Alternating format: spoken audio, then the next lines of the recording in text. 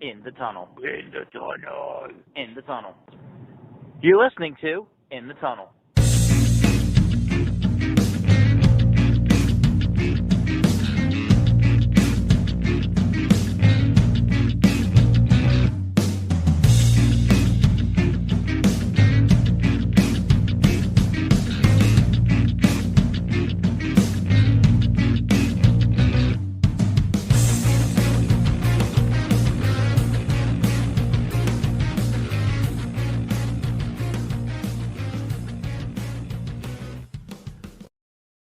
Hello and welcome to In the Tunnel, episode number 111. Long overdue. We are returning. I think this is the first time since our July 4th weekend. Yeah, So when you left Pittsburgh, it was an emotional burden on me that took a long time to recover from. But the podcast hosting fees did not stop. So nope. eventually we had to get back to this, sought out therapy once a week, because getting over Sean is a big deal for me. And eventually the therapist said the only way to get over your fears is to go through them. So we're back. Yeah. Alright, anyway, on to the first big thing that's happened in the NHL season, I feel like, is the Oilers fired their head coach, Jay Woodcroft. Yeah. I really feel like this is the wrong guy getting fired. We also have a tweet here saying Holland was named GM in 2019, who's really who I think should have gotten fired. Um, I this is also the second coach he's firing. Uh, you would know better than me. Yeah, I think. because they fired Tippett earlier. I think so. Holland joined in 19, and then I think Tippett had like 2 years, and now Woodcroft has basically like 2 years, not even. Okay. Um, So, yeah, what's your thoughts on this? I know you said that the initial takeaway is it's a wrong move, but I guess with the season having just started, 3-4 weeks ago, it's kind of like, what move are you expecting? Because the roster was just built, and the yeah, off season but has come and gone.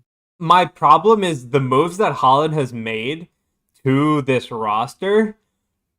I don't think I can point at one that was not already a done deal that's good. Okay, so let's play this out a little bit. You said at the very least we think that Tippett was the coach before Holland Yeah. or before Woodcroft, and so I think we're looking at a team that has changed over their roster outside of Draisaitl and McDavid. Not the most that you would say is possible, but a significant amount because they're shuffling the deck, trying to stay competitive, trying to Yeah. complete the puzzle.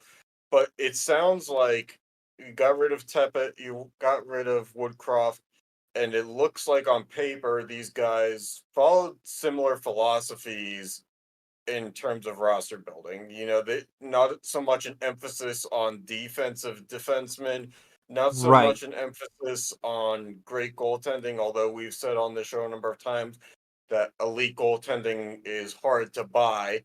And they don't, all their top prospects are already at the NHL level. But I've also So, said that like I don't think you need elite goaltending because the trade off. Okay, first of all, the Oilers are in a weird position because they don't really have the money for elite goaltending. So they definitely needed better goaltending than they were ever got, right? Because they like I'm pretty sure at some point in like 2021 they brought like a bloated contract in for goaltending, which they really should have done. And you're looking at what 25% of your cap space going to two players, basically, right? and at the time, even the McDavid deal was less than what people thought it was going to be. Yeah, And yet to still have this financial um, kind of rush hour piece in the sense that, you can move around a lot of different pieces, but these two cogs are still right, going to hold down a lot of the boat. right. But like, okay, there is no doubt in my mind that McDavid and Draisaitl earn what they make. Okay, Correct. but Statistically speaking. it's not the coach's job to then use the rest of that money to build a competitive roster. Right. It It's the is coach's job, in theory, to do the best with the roster that they're given. correct. However, that is a volatile statement in terms of depending on the coach's tenure, depending on the coach's level of Right. success, they do have a different amount of say in how that roster is. Like Right. Mike Sullivan hated the fact that Jim Rutherford brought in Ryan Reeves and Mhm. refused to play. That's because Sullivan didn't have a lot of say. Right.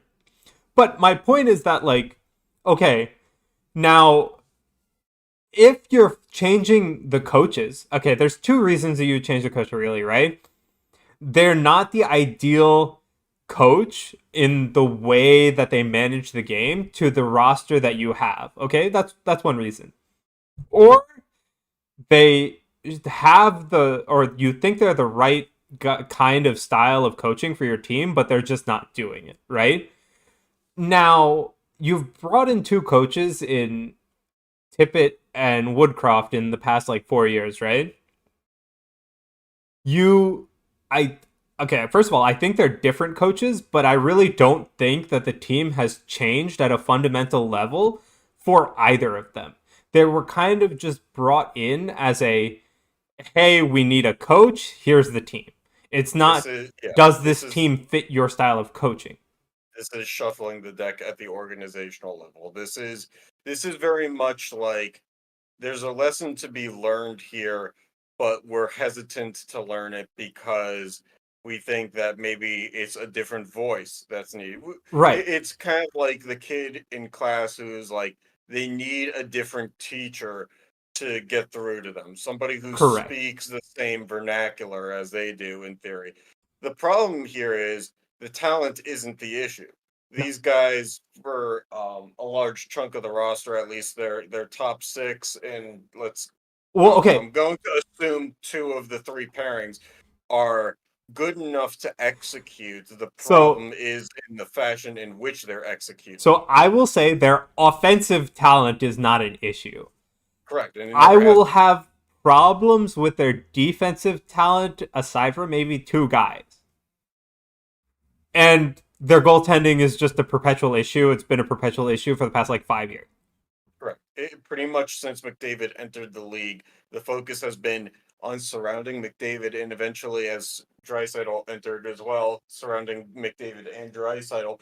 Not so much a focus on supplementing their skill sets with guys who can pick up where their weaknesses are, which Correct. would be strong goaltending and strong defense. I think what you're saying speaks a lot of truth, but it also kind of says, like, I don't know, that the Oilers have never had a problem with guys statistically Right. performing at a high level. Taylor Right. Hall was able to do it, um, But even if you while look, surrounded right, by like nobody. Nugent Like, Hopkins is able to perform when he needs to. You had Kyler Yamamoto. He's able to do some even things. Yakupov to some But extent statistically my was okay. problem is we've just named, right? Okay, so you have McDavid and Draisaitl, then you have Hall, you have Nugent Hopkins, you have Yamamoto. What do all these players have in common? They all put up High goals. They all round put up. offensive draft Yep. picks. Yes. When I look at teams like the Oilers, it almost is like, remember for the longest time with the Capitals, they were a team that got to the first or second round and always fell flat because you looked at goaltenders like Varlamov Yeah. when he was young, he wasn't very good. And they basically went through a turnstile of goaltenders as the Right. years went on. And they had great offense in Backstrom and Ovechkin. It's almost to another level Mm-hmm. of higher imbalance with the Oilers. Is like there's a model out there for what the success is, and they're just completely oblivious to it. Like, it's not like Right. playoff hockey models are like hard to find. Like, you look at Boston, you look at old school Detroit, you can look at a number of franchises at a fairly shallow level and be like, you build from the inside out like, yes, you absolutely have to have those pieces that are high profile scorers. Right, definitely. Like, you can't have a guy who would be like your second line right winger being your best scorer. Right. So like But you like have to have a franchise star. the But point is that they have more than just franchise stars, right? They even have to give up their high round draft, the people they've drafted in the high round that are offensive talent, because they can't afford them. But what I'm saying is, okay, what if they transitioned one or two of those picks into a defensive talent? Yes, defensive talents, don't get me wrong, they develop slower. You're not going to get a Luke Hughes as often as you get a Connor McDavid or Draisaitl breaking out into the league in their first years, right? yeah, So uh, they definitely develop slower, but I am pretty sure like we'll go through, like if we went through their draft history, we'll see like twice to three times the number of offensive talents in the higher rounds than we will see defensive talent. and I'm willing to bet if we look at the trade history, each NHL trade deadline, that we would see instances where they have traded away talent that would have addressed their problems at an NHL level for guys that they doubled down Yep. on stardom. When they bring in, offensive defensemen and they keep trading away draft capital. So now they don't have draft capital. Not that elite goaltending normally is available in the spots that they were drafting anyway, but they're not going to find it Right, now. but like I'm not even saying go get elite goaltending. I know, Like, but you're saying competent. yeah, but like, okay, is really bringing Campbell on in that contract like competent goaltending? Right. And look, there's something to be said for, because I know I've said it before on one of our episodes.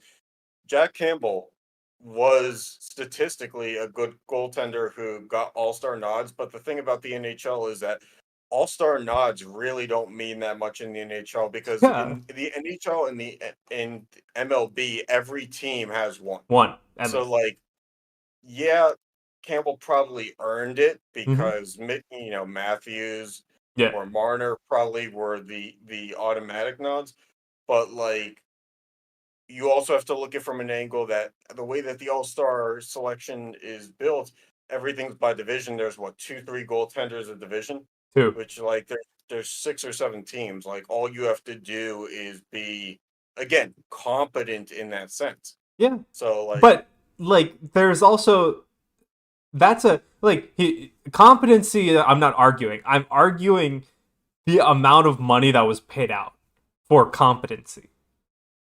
yeah, and like And again, I, that comes back to the coach can't do anything about that. They are now trying to play with what they're given. That is a GM move, right? yeah, Like I look at at some the point, moves that have been done by Holland, right? And I'm like, okay, if I'm trying to be hype, right? What do these moves do for the Oilers? And well, I can tell you what they do for Holland. I can't tell you what they do for the Oilers, because if you say, "Hey, we gave Tippett 3 years, and we got this far, and now we've started a season and it sucks, and he's completely lost the locker room," that's one thing. To give a guy 2 years, not have the locker room, then give another guy another 2 years, never kind of really win over the guys fully anyway, because like they were convinced to a point of executing the way that they already were. Like there was right, nothing extra inspiring. So what Ken Holland does at this point is you keep bringing in different coaches, you keep bringing in new voices so that it's his job to lose and not Ken Holland. right. But the problem with that becomes now this guy probably don't have the locker room. He's probably not going to get the locker room. Yeah, I And mean, so at the end of the day, when somebody's going to look at it and be like, yes, well, this is the point where you have to look at it and be like, okay, as a player, we've gone through 2 or 3 coaches. It doesn't matter who they bring in, they can't get anything out of us that we don't already know. It's my just kind of other rotating heads. problem is okay, yeah, okay, you get rid of Jay Woodcroft, right? Okay, fine. But like my problem with coaching changes in the middle of the season is like you're not bringing in another guy who does something different, right? You're generally Right. just You promoting have some to guy make the already best on the of staff, somebody. Yes, you make the best of what you can do. right? And the So, problem here, at least in terms of what I think, is inside the locker room. If I'm somebody on this roster who's been there, like McDavid or Draisaitl, and I do think that to a degree, those two care more about their oh yeah. stats than championships, which is odd for hockey. Like that's more, outside of hockey kind of sports to care Hmm. more about individual accolades, but hockey is more mostly team based. But if I'm McDavid or I'm Draisaitl and I do care about the team accomplishments more than anything, I look at the fact that, you know, we've shuffled players, we've shuffled coaches. Things are staying stagnant, things are staying the same. Right. And at what point is it just, you know, if they gave up on him, if they gave up on this defenseman, if they gave up on this coach, then why should I not give up? Right. What's the inspiration at some point to keep going? Right. And I think that's kind of where McDavid is at because we keep seeing articles about how, like, he's so tired of shouldering everything.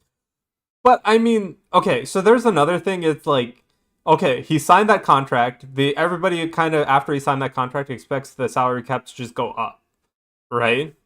And it didn't follow that trajectory It stalemated for like what few years. because, yeah, COVID plateaued Yeah. everything. So okay, there's two sides to that coin, right? So he's taking up a large chunk. So then he's like, all right, well the salary cap will go up, and then they'll have some money to play with, and we can make a competent team. Didn't happen, right? So now he's kind of stuck. Yeah, but again, the way that you and I have said that you build a contender and a cup winner is not based on Right. spending, it's through development. But So, the point is, I really think it's a combination of the two, right? yes, It's it's supplemental fine. you need to have like obviously most teams are going to have some star who makes quite a bit of money, but you need the young guys from your farm to Need the you juice. need one or two of them to step up and be there when you need them in the lineup, right? It's Absolutely. it's a combination of both, right? Because like obviously, like if you look at Nathan McKinnon or Connor McDavid, you look Yeah. at these Yeah, players, even Rantanen for yeah, McKinnon, which was years after McKinnon hit the top, the yeah, NHL level. exactly. You see that there are still stars, but if you look at like Colorado's run, they had so many guys step up, right? You I you don't see that in the farm of Edmonton at all, I And feel you like. you you do need grit guys too. Yeah, Like not even bottom line grit guys. You just need guys who, you have your stars. We're not talking about fighting guys, yeah. but you bring up some guy who, But you if know, you fulfills 70% of what an NHL player needs to yeah, do, but he brings a little toughness. He'll wear down the top line when he's yeah, matched up against them. definitely. But I mean, so you can also look at like the Devils having the BMW line, right? Previously, like that was a grit line. It was okay. Technically, it was our fourth line, but they would go out there whenever, right? Yep, They just stepped up. They made a name for themselves. yep, That's absolutely. and the Devils still have. We have players that are going to be paid upwards of $8 million. Like it's But it's about balance. yeah, it's about About balance and knowing what you need. yeah. So I really think you, the fact like as much as I'm harping that somebody's taking like two players are taking 20% of the salary cap, it's like it's not the full excuse, right? Like you Happens sh- any good team, regardless of sport. Somebody, right. your top two players are taking up a chunk of, you know, Patrick Mahomes and Travis Kelsey are Yeah. taking up a chunk of your cap. Yeah. So I really think that if you're going to like okay, this year's done like you're not fixing it, right? But I really think like if you're the Oilers like you owners, you're like something else has to change. Like you're you have the offensive pieces, but your goaltending and your defense have not been any better for the past like 5 years. So let's wrap this up with a quick question, just rapid fire. If you're the Oilers, are you changing the approach or are you changing the personnel at this point? So I would say give a new GM a clean slate, or as clean of a slate you can give them. And Okay. And how long are you giving them? I mean, I A would, year and a half, 2 years? yeah, I would say like 2 years. Like I Until the want end of like, McDavid's deal? yeah, I'd want like, especially if I'm McDavid, like I'd want to see, okay, what are we drafting? Like, did we make at least like a decent move in the offseason that would at least shore up our defense or our goaltending? Do we think, right? Yep. And last question. If all else fails, say one of those things that we agree has to change, don't change. Are we moving McDavid? Are we moving Draisaitl? Are we just starting over? I don't think so because Edmonton fans would literally riot in the street. Well, they've moved top picks before. Yeah, but like it Granted, was not like, record-setting pace top picks, but yeah. I mean, you. but keep in mind, McDavid is under contract one more year, I think. Mm-hmm. So if they change But everything outside of him, they have to figure that out quickly because yeah, they do not let him walk. right. But my You point is trade that him like or you if you're stay an with. Oilers fan and the Oilers new GM or whatever let him like traded him away versus McDavid just saying nope, I'm out of here. They're two sides of a bad coin. Correct, but you're in cap hell. Yeah, I mean So you're in you cap hell trade already. everybody else or you trade him. Yeah, but also like, why are Oilers fans going to the game? Him, Draisaitl. Yep. Well, this is the interesting part. Yeah, Like, I know I said rapid fire, but like it's like what moves can you actually make and change direction with how everything is currently built? You really can't. no, I They've mean kind I do of think put themselves in a so. box. Next year the cap does go up a little bit because the whole repayment thing will be done. Yes, likely not enough for them to splurge though. No, but will they like? I really think if they if like I'm looking at the offseason, I see them pick up, even if they slightly overpay for like a middle pairing defenseman. Like that's already better than the last 5 years of acquisitions combined. Because like again, they don't need the amazing signing for a lot. They don't have the cap space for it. But they don't need it. They have McDavid and Draisaitl to offense, right? So get solid guys who they don't have to be top pairing or top six or whatever. I just want a guy who I can trust to go out there and play and give it their best for the time they're on the ice.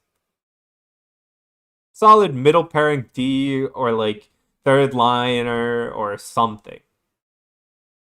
See what they can do. Yeah. All right. Let's Personally, I don't think a lot's going to change. Anyway, rapid fire through the standings a little bit. as of Monday, I think. Yeah, as of Whatever Monday. it was. So you had Vegas at the top. They're still at the top. You have Vancouver. Surprise to everybody. What the heck are they doing? They've kind of, rescinded themselves back down to earth a little bit. Yeah, but still, what the heck are they doing? Well, yeah. They To figure like that one out. they have had a really good start to their season, and then you have Los Angeles, which I'm not really. It's more like Vancouver has been the surprise for the start of the season. I feel like, and Okay. then you have obviously Edmonton and San Jose at the bottom of the barrel, but Edmonton is joined by their Alberta brethren in Calgary. So I guess all of Alberta is kind of sad right now. Yeah, I mean that's just kind of how it's been for Canada-based teams for 20 plus years now. Yeah, but that's a You little know, Like I really didn't think the day was this soon where Vancouver is head and shoulders above the other teams in Canada and the Pacific. Especially head and shoulders above in scoring too. I mean, Yeah. we're talking about the team that has scored the most goals of any Western Conference team by Yeah. at least a 10-goal margin. And they're pretty close to the least goals allowed too. Yeah, and who's their goaltender? Did they That I don't know. It's still Demko strike? or something. Yeah, Thatcher Demko, Yeah. Casey DeSmith. hmm Jeez, So I mean, it they're like is all power to them, but like I thought it was another like 2 years until this happened, where they'd be well, this high. And then we obviously don't expect Edmonton to be this low, but we are here in this timeline. Rick Tocchet just took everybody off the Penguins. All right, on to the East or the Metro. Casey DeSmith, Sam Lafferty, Ian Cole. Yeah, so in the Metro, you have the Rangers at the top. Kind of sad, but what are we gonna do? And Columbus, surprise, surprise, down in the dumps, along with Pittsburgh. But Yeah, that whole Gaudreau thing. But well, we also have to talk about how they have. Is it a Patrick Laine problem or is it a Blue Jackets problem? Because I've never seen a guy who in Winnipeg was 30 plus goals a year get shipped on the cheap out of nowhere to Columbus. And Columbus, well, first of all, his hair falls out completely, which is like its own thing that, like, I will blame Columbus for that. Like, you leave an actual hockey market for a college town, but they just healthy scratch Patrick Laine every game. I'm pretty sure it's a Line A problem. I'm not gonna lie, he got shipped out for really cheap, so something must have been going on. I don't know, like it's not like okay. First, uh, compliment sandwich here. That's what the therapist always says. If you're going to present somebody with bad news, compliment sandwich it. Give them some God. positive.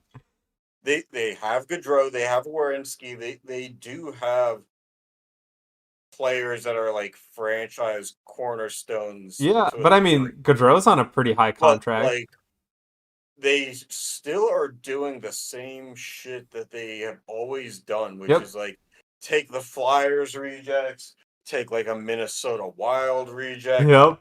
like Ivan Provorov is like how many teams has he been on by now? Erica Branson, like all these guys are like journeymen that they just supplemented around guys that they said will give you 9 to 10 million a year.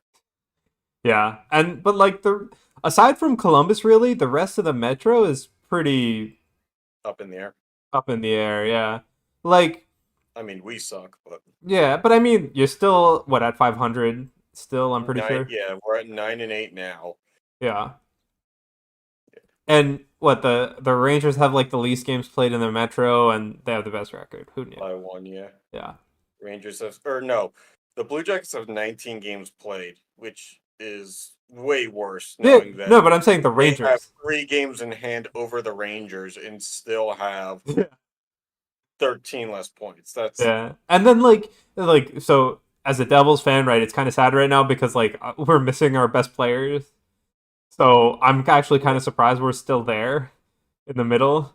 yeah. But as a Devils fan, like deep down, like right now isn't the part of the season that's going to matter for you. No, but it's like Like, do the you season want started Carter? off pretty well, and then we've kind of like lost all of our momentum with the injuries. But I mean, I'm still that's pretty just the nature of hockey at this point in yeah. time. But like again, I'm still pretty hopeful for the rest of the season, Yeah, and I mean, that's one thing. But like long-term IR is like yeah, the weirdest thing in hockey too. Like a guy can go on that and be out for a week, or he could be on it for like 6 months, and yeah, nobody knows. yeah, And the NHL has like no policy for actually disclosing an injury. Like the NFL, you'll know if a guy's pinky bends the wrong way. But in the NHL, a guy could have appendicitis, he could have the flu, yep, he could have a broken leg. and all you'll hear is like upper body or lower body. Yep. And it's not like there's a lack of reporters either. No, it's just they don't have to say. Yeah. Um. Yeah, I don't know. Like, I think looking at the Islanders, no, we're not. We're both in agreement. We're not really surprised. They're Nope. 6-5. Like, they gave massive extensions to guys who we looked at over the summer and were kind of like, why? And it's kind of looking like, well, why did you do that? I Well, mean, we told you you. kind of, I don't know. Yeah. It's Well, like the ultimate New York thing to do is have great goaltending and then surround it, Rangers or Islanders traditionally surrounding it with things that make you scratch your head to a degree. but I mean, the Rangers, they've surrounded it with what's supposed to be good talent. They've just been failing at developing the Yeah, good talent. So, I yeah. mean, that's a different issue. The Rangers have had number one and number two overall picks in the past 10 years, and have lost all of them. Yep. So yeah, All right. On to the NFL. yeah. So we weren't going to talk about this because there were, you know, frustration has been its own thing with this topic for well over a year. You know, being Yeah. a Pitt fan, watching Matt Canada run that offense and it like working okay at Pitt like 10 years ago was one thing, but you But kind of could tell that when he was at Pitt, it didn't resemble anything close to an NFL offense. mm, And I always attributed it to that's why Pitt receivers and running backs weren't really getting drafted at that point in time. mm. Um, but for whatever reason, this dude became the LSU offensive coordinator, got fired in a year, became the Maryland offensive coordinator, got fired in a year, and then somehow got his way back through the Steelers. If you're as big of a sports junkie as I am, like I don't even watch college game day religiously, but if you scroll Twitter enough, every weekend it didn't matter which campus the college games were on, Fire Canada signs everywhere. They were at, Canadian Football League games, they were at baseball games, the World Series. So yeah, there's Steelers Nation is worldwide, Yeah. and the message for well over a year was kind of clear how we felt about it. Um, Okay. but once the season started, we knew the stat that the Steelers never fire a guy in season. It was like the one thing you could bet on was like if they started the season every Tuesday, we would wake up and be like, Tomlin's press conference, please have fired him. And Never. it didn't happen. And the stat that I read this week was that the last time that the Steelers had a coach fired in season was 1941 when Burt Bell, who was a part owner and head coach at the time, fired himself. Um, so that's how far back it goes. What the heck is that? But eventually, I guess even for the organization, enough was enough. Now, granted, probably nothing is going to change this offense the rest of the year the same way we talked about how Yep. for the Oilers, like you have to make the best with the players that you have. So now we go from it's a fire Matt Canada problem to, I you mean, could split hairs on if, depending on the person, was it a Matt Canada problem? Was it a Kenny Pickett problem? Was it both? And I think a lot of people would say it's both, but it's more Canada but than Pickett. my And now you kind of have to be like, well, we'll find out if it's Pickett. my only problem with like firing mid-season is okay, what in reality does that change unless like I mean, I understand why you do it, but like okay, what in reality does this change? Okay, you're not paying him for a couple days, but you're not getting a new like a couple weeks, but you're It's not like a getting a new preventative, offensive coordinator till the offseason anyway. right? It's like a preventative cancer screening. It's like if they find Okay. something, we can deal with it, but like the root cause of why it's there is like, my decisions that cause it to get there are still my decisions that like I'm still following. Right. Okay. Yeah, but I mean, again, like this was kind of expected, I feel like, in terms of somebody was gonna go. yeah, at some point in time. So And look, I'm on record. saying to friends, saying to family that there are a lot of people when you search Twitter or whatever it is that people will say it's time to start Mitch Trubisky, it's time to start Mason Rudolph. I'm on record as saying Doesn't if it's matter. a Kenny problem, which it still very well could be, because like he misses open throws, he seemingly has confidence wavering. There is no quarterback on this roster that's going to get you the expectation that Steelers fans want. There's Right. nobody on this roster who fixes the problems. If you take Kenny's mobility and, what he did well in college out of the picture and insert Trubisky, who has mobility, but it's in the tape that he can really only throw to one side of the field accurately, and the other side he kind of tends to ignore. If Mm, you want Mason Rudolph, you basically are taking mobility out of the picture because definitely. he's cement in the pocket. So, for all that it's worth, none of these guys are going to do anything. Right. So I mean, I they think at just this point, the present other season is problems, I lost feel like. money anyway. Yeah, they Yeah. kind of present other problems. So, Yes, correct. So at this point, you have to kind of look at it and say, season, unfortunately, for the second year in a row, is kind of house money. Because at this point, last year it was like, it's house money because Canada should go and Pickett needs the development. At this point now, it's Canada's gone, but we can't implement a new system. And we now have to see, now that the cancerous growth is gone, that if Pickett can do anything else with a different voice. okay. And if it's not, then you have to start over again. Yep. All right, on to the other football in Yeah. college. Yeah, so it's playoff season in the sense that in a couple weeks we're going to be looking at the conference championships Right. So, having wrapped up, and we'll be waiting for the playoff committee. Um Sam is not in here, so we can do this without anybody yelling about Washington. So last week we go into the weekend with Florida State in the number 4 spot. They're out of the ACC. yep. I can tell you, being a Pitt fan, that the ACC this year has kind of sucked. I don't know that Florida State necessarily played as hard of a schedule as Washington did, but at the same time, they are undefeated. Mhm. The teams that they're supposed to crush, Florida State was crushing. Mhm. They're following the pages exactly as they should.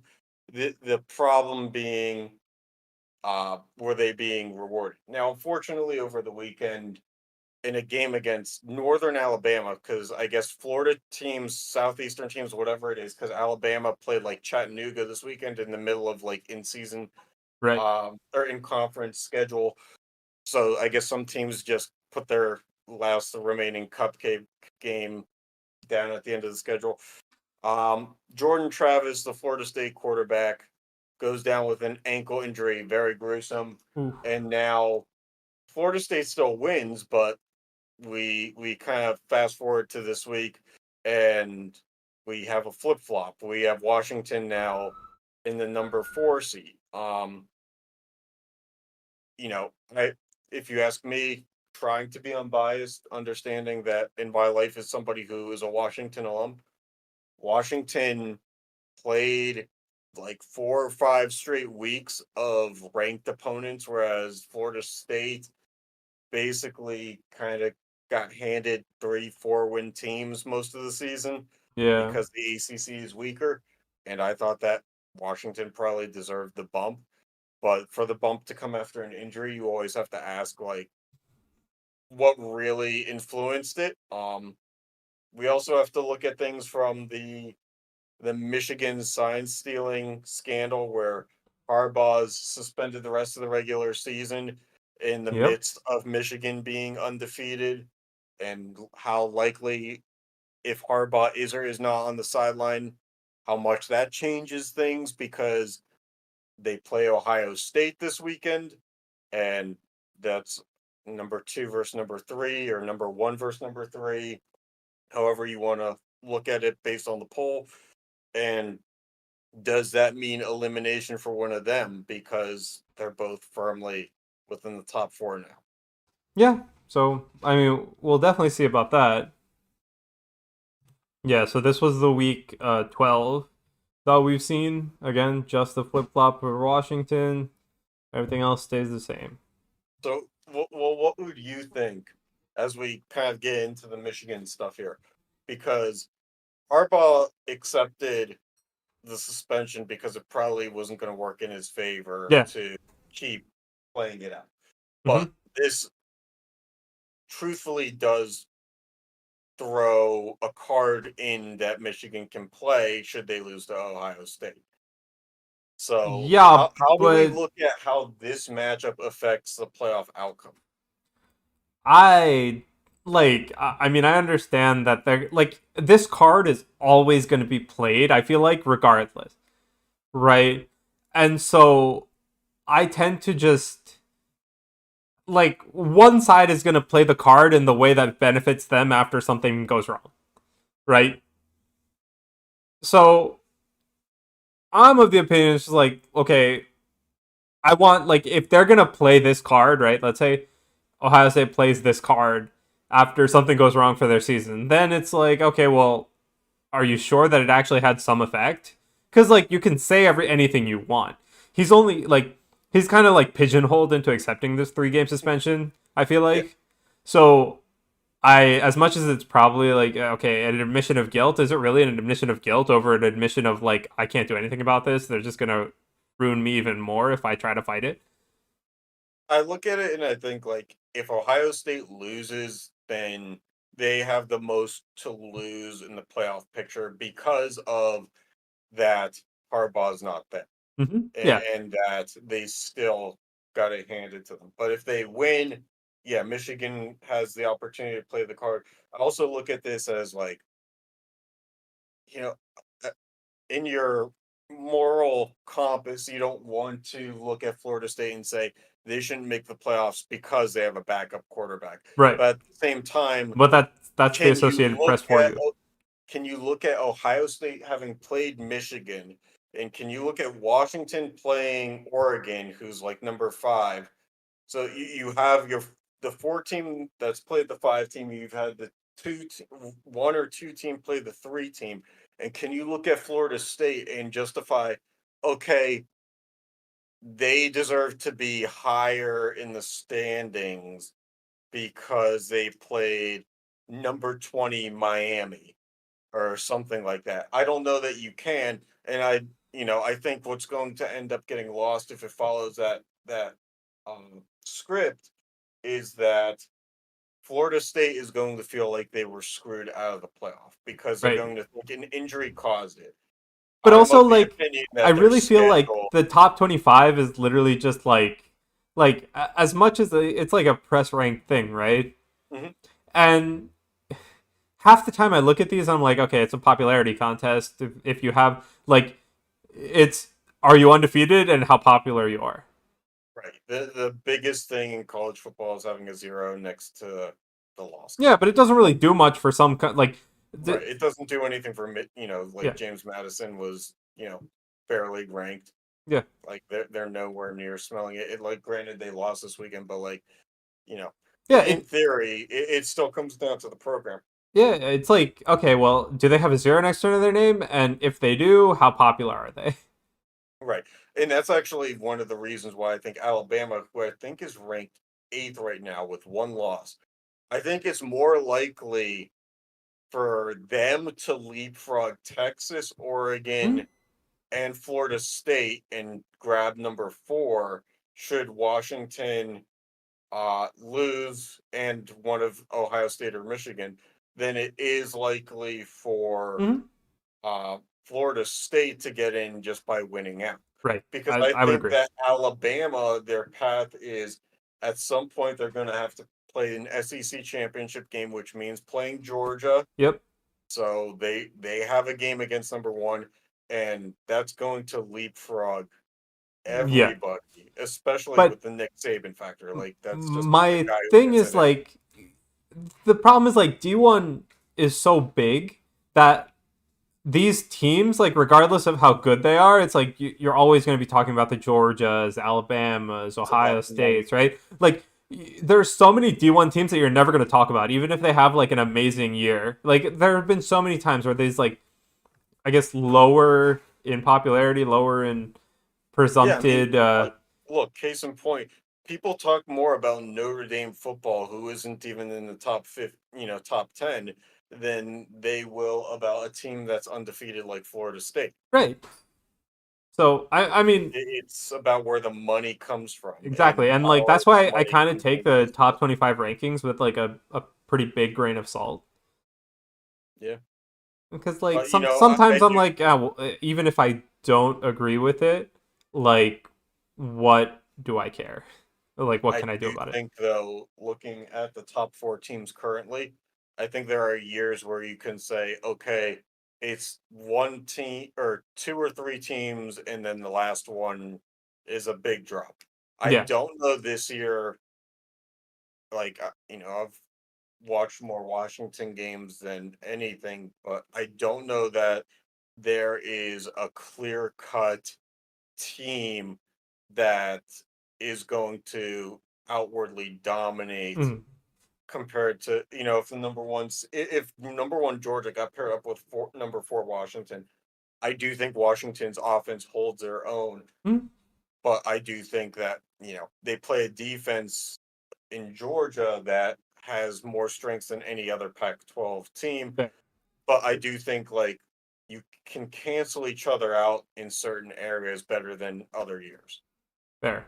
Okay, on to the NBA. You want to take it away? Yeah. So look, you know, last time that we spoke, I think I'm going to assume we talked at length about this NBA in-season tournament, the thoughts on it, whether it really had a significance to it. So we've come to kind of find out over time that this tournament, it starts November 3rd, so it's kind of almost a month in. Um, had the or has the semifinals um on December 7th Mm-hmm. and championship game in Vegas on December 9th. Whoever is in the championship game ends up playing 83 games in their season instead of 82. We have the 30 teams broken out into groups of five, Yep. which they really got creative with how they named these: West Group A, B, C C, East Group A, A B, B C. C. Um, so yeah, uh, what they did, they kind of took that and they said, okay, our I think it's Tuesdays and Fridays. Your games are considered Yeah. in season tournament days, Mm-hmm. which now starts to make sense. Admittedly, over the summer, looking at this from a glance, it didn't make a ton of sense to me, but now makes sense because it's like, okay, think of it like how the Summer Olympics have pool play Yeah. and then we go tournament. What I still have a gripe with is finding an in-season tournament to be productive in the sense that we know when it comes to basketball and most sports that you can Yeah. have fraudulent teams in the first half of a season. Mm-hmm. So this creates parity in the sense that your in-season tournament potentially has a winner that doesn't make the NBA play. Right. So I guess it's humorous in that sense.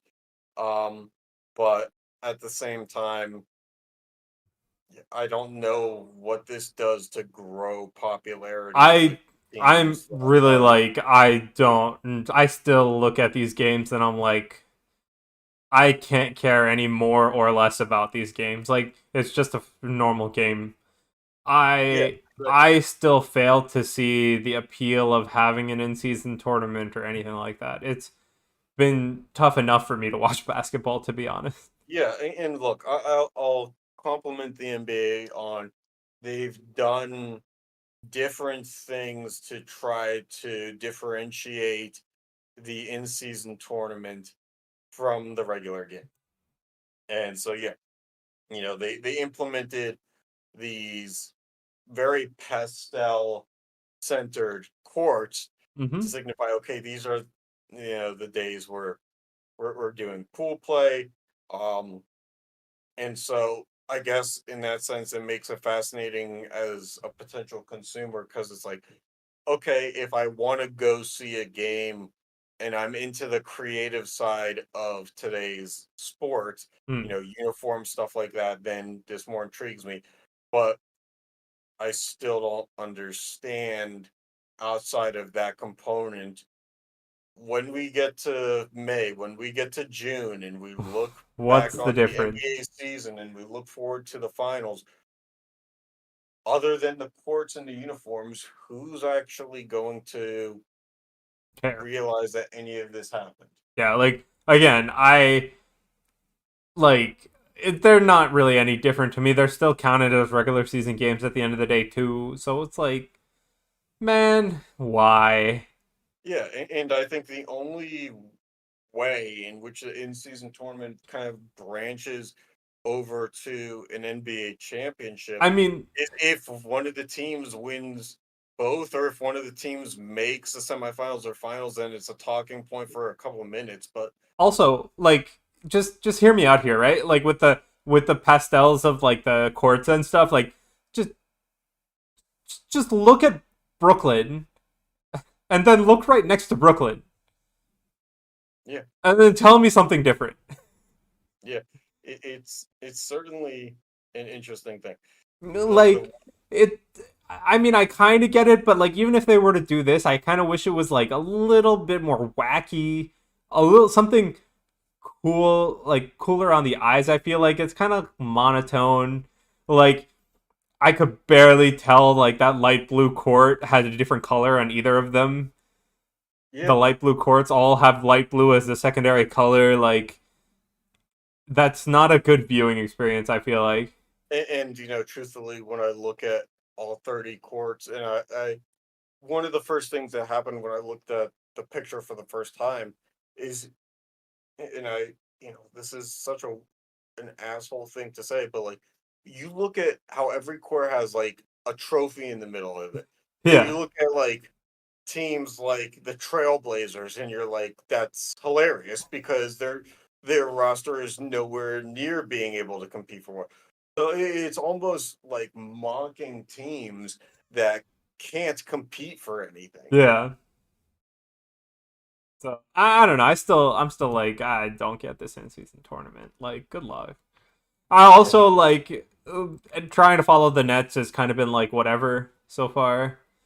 So yeah, it kind of has 5-year cycles. yeah, It's like we're trying to win, and then rebuild, but they never rebuild in the sense where they get a top draft pick. the rebuild takes 5 years, and you somehow end up in a place, and you're like, how did I get here? You end up with a general manager that says, screw all the picks. Yeah. So I mean, here Boston's at the top. What a Yeah, surprise, right? So yeah. I I mean, like the surprises more start when we look at the Eastern Conference in the fact that like the Magic might actually be building the right way for once. They might actually be building a cohesive unit instead of just a decent player in the midst of no, wasted but draft like picks. for me, if I look at the top four in the East, I'm like, all right, these teams are like not surprising to be up here at the moment, especially it's so early in the season, right? So, Right, it is. And like when you look at the bottom and you see the Hornets, Pistons, and Wizards, mhm. like none of that is a surprise in No, any not sense. at all.